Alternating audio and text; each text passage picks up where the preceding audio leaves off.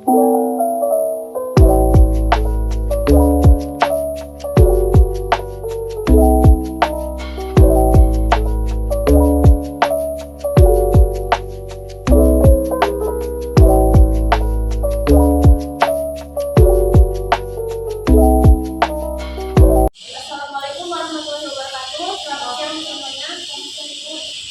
dari kelompok 5, di sini kami akan melakukan roleplay yaitu tentang gaya kepemimpinan transaksional. Yang dimana gaya kepemimpinan transaksional itu merupakan suatu pemimpin yang memandu atau memotivasi para bawahannya menuju sasaran yang ditetapkan dengan memperjelas persyaratan yang dapat memuaskan bawahannya.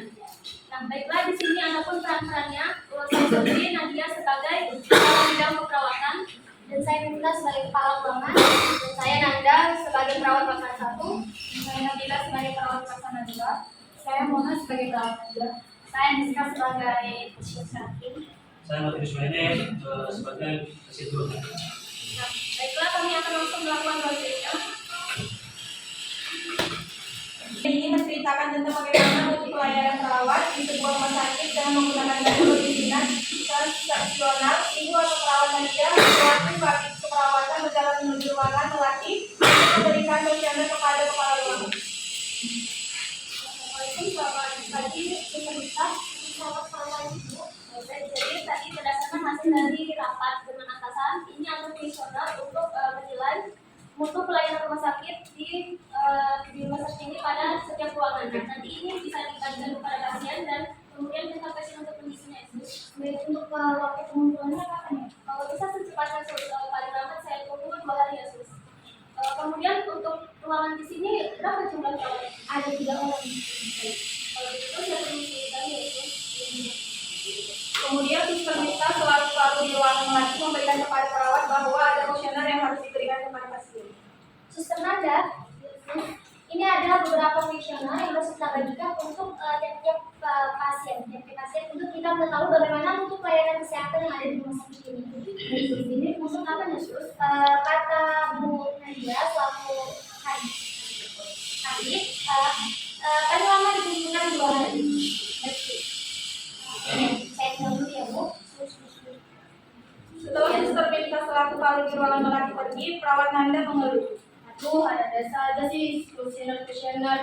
Padahal gaji tidak berapa.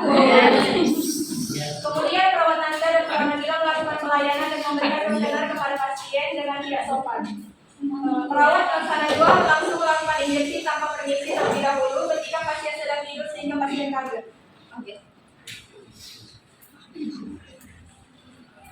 Aduh, Sus, sakit loh. Ya maaf ya Mbak, tadi saya suntikan obat. Obat apa, Sus? Obat anti nyeri. Ini, Bu, nah ini ada kuesioner, diisi dulu ya. Kuesioner apa ini, Sus?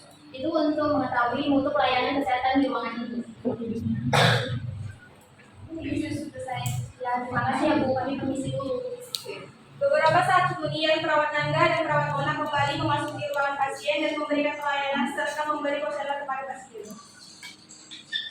Selamat siang, Pak. Ada keluhan pada tadi. Masih sus ini panas saya sangat turun ya. Oh, Bapak yang sabar ya. Tadi kan sudah dikompres dan diberi obat penurun panas. Baik sus. Pak, ini ada kuesioner diisi ya, Pak. Ini kuesioner untuk menilai mutu pelayanan kesehatan di ruangan ini, Pak.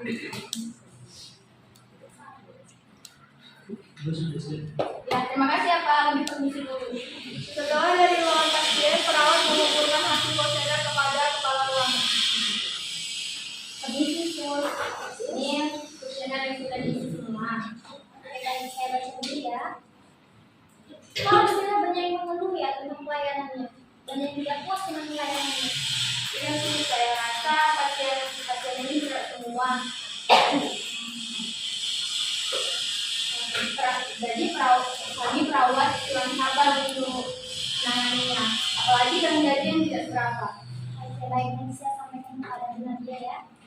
Baik, terima kasih. Beberapa hari kemudian, Bu Nadia selaku kabit keperawatan melakukan pertemuan dengan kepala ruangan Wisma dan beberapa perawat ruangan untuk membahas hasil kuesioner yang diisi oleh pasien. beberapa pasien mengisi kurang baiknya pelayanan. Oleh karena itu, pada pertemuan tersebut Bu Nadia memberikan motivasi untuk perawat di rumah sakit ini dan memberikan solusi kenaikan gaji kepada perawat yang melakukan pelayanan dengan baik.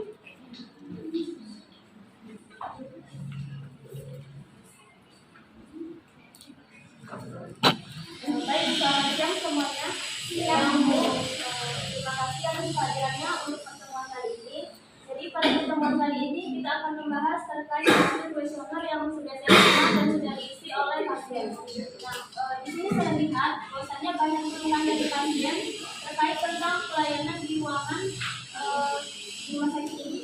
Nah, di sini dikatakan bahwa perawat banyak yang cuek, atau bahkan tidak baik dalam melakukan pelayanan, serta tidak menerapkan prinsip caring dalam memberikan pelayanan. Nah, untuk itu dari atasan saya mendapat teguran dan di sini saya akan membuka pendapat atau masukan kepada kepala ruangan apakah ada masalah di dalam memberikan pelayanan di ruangan tersebut. Baik, jika ada masukan, jadi saya akan membicarakan apa yang sudah menjadi keluhan dari perawat lainnya. Sebenarnya kenapa pelayanan kesehatan tidak terpenuhi? Karena mereka merasa diri mereka tidak cukup, terlalu sedikit. Oleh karena itu mereka melakukan pelayanan kesehatan tidak semaksimal mungkin dan mungkin kenapa pasien banyak mengeluh dikarenakan pelayanan kesehatannya tidak maksimal.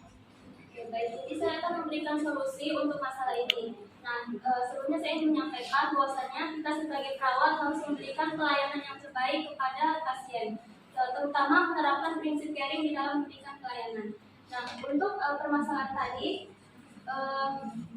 nanti saya akan juga berbicara lagi dengan atasan dan kemarin pada saat rapat atasan mengatakan bahwasanya apabila perawat bisa menerapkan pelayanan yang baik di setiap ruangan kepada pasien akan diberikan reward, yaitu akan dinaikkan gaji pada perawat ruangan.